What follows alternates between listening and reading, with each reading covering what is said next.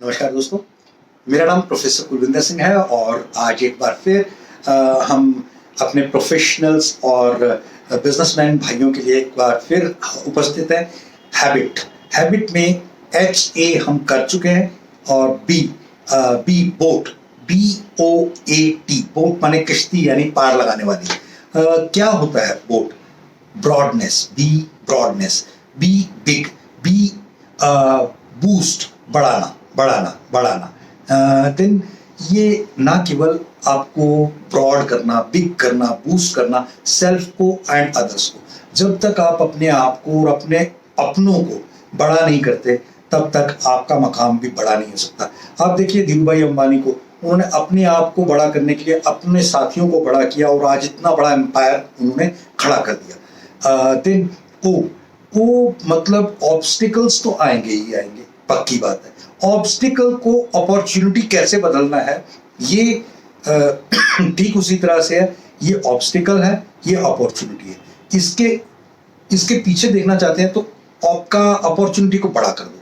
जब अपॉर्चुनिटी बड़ी हो जाएगी ना तो आपको ऑब्स्टिकल नजर ही नहीं आएगी, सिर्फ और सिर्फ अपॉर्चुनिटी नजर आएगी। इसलिए अपॉर्चुनिटी का बड़ा करना जरूरी है, ऑब्स्टिकल का नहीं। ऑब्स्टिकल को छोटा करते चले जाओ, इग्नोर करते चले जाओ और उससे जीतने के तरीके ढूंढते जाओ, उसके सॉल्यूशंस के तरीके ढूंढते चले जाओ। ए का मतलब होता है आर्ग्यू या एग्री। किस में अच्छा मजा आएगा, एग्री करना या आर्ग्यू करना? हमेशा आर्ग्यू में बात बढ़ती है, फैलती है, बिखरती है, खराब होती है, और एग्री में सिमट जाती है, खत्म हो जाती है, मिल जाती है और एक तालमेल तारतम्य बन जाता है। एंड इसी के बाद आ गया टी का मतलब हो गया कि आप किसी भी चीज के ट्रस्टवर्दी हैं या नहीं। किसी भी चीज के लिए आप टेंशन्स लेके उसको चला रहे हैं या इसके लिए आपने एक कमाल का ट्रस्ट क्रिएट किया है। टेंशन्स या ट्रस्ट, दोनों में बहुत छोटा सा फर्क है। आप टेंशन्स लेते हैं तो काम नहीं कर पाते, बीमारियों का जन्म बन जाता है। ट्रस्ट करते हैं तो वो ट्रस्ट आपको कहीं ना कहीं ऐसा सिस्टम बना देता है कि आप भी और आपके काम पे भी एक लोगों का विश्वास आ जाता है और चीज़ें बननी शुरू हो जाती है। और यही बहुत बड़ा आपके, मैं गोविंदा जी का एग्जाम्पल दूंगा।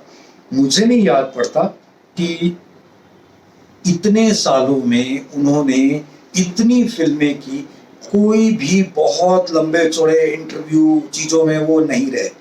एक ही काम किया, कर्म पर, और स्पॉन्टेनिटी इतनी जबरदस्त थी। हाँ, ये जरूर कहा जाता है कि वो शायद अमिताभ जितना बहुत मशहूर भी हो सकते थे अगर कहीं उन्होंने अमिताभ जैसी टाइम को फॉलो किया होता। लेकिन उन्होंने टाइम को थोड़ा सा इग्नोर किया, जिसके कारण वो सेकेंड या थर्ड या फोर्थ कैटेगरी में आ गए। लेकिन फिर भी उन्होंने बहुत लोगों को इंस्पायर किया। वो कहाँ चाल से आते हैं और कहाँ इतनी ऊंचाई तक जाते हैं, और आज भी 65 प्लस की एज में MP भी रह चुके, बहुत कुछ किया। और इन सब के साथ साथ उन्होंने लोगों के जीवन में कंट्रीब्यूट भी किया। उनके आगे संतानें भी बहुत अच्छे से इसमें जुड़ चुकी हैं और वो एक शानदार तरीके से अपने आप को एक रोल मॉडल की तरह से प्रस्तुत कर रहे हैं। तो हमें चाहिए कि उनकी अच्छाइयों से सीखें और आगे बढ़ें। थैंक यू, जय हिंद।